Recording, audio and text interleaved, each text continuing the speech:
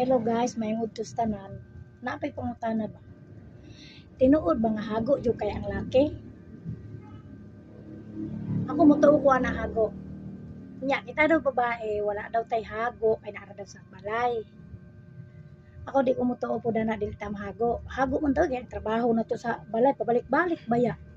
Nya may man sila kay iguro mo trabaho para maka-income, maka-kwarta, para makasupport sa atong panginahanglanon.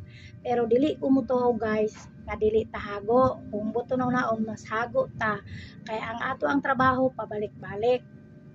Magatiman pa ta sa ilaha. So mas pinakahago ta guys. Kung basihan ng hago, sa lalaki natural ra na. Kay mao may nangita. Lisod pod. Di ba? So kamo akong pangutana guys. Tinuod ba nga dili ta hago? O di ko kumutuo, hago man pud ta. Sa tinuod lang hago kay tas tanan hago.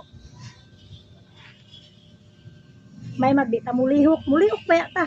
Lisod mo di ta mulihok sa atong lihok kuno sa balay. Manimahok ta ginamos. Uluron atong balay ana. Ako di ko kumutuo nang dili hago ang babae but. Hago gyapon na oy. Mo na Moingon sila dita hago. Mas labaw pang hago kaayo. Kay sila gikan sa trabaho, abot sa balay, lingkod-lingkod, cellphone, manting kaon sila. Nya kita, di ta mulihok, wala. Mo nahago pud ta. Og mao ra to guys, daghang salamat.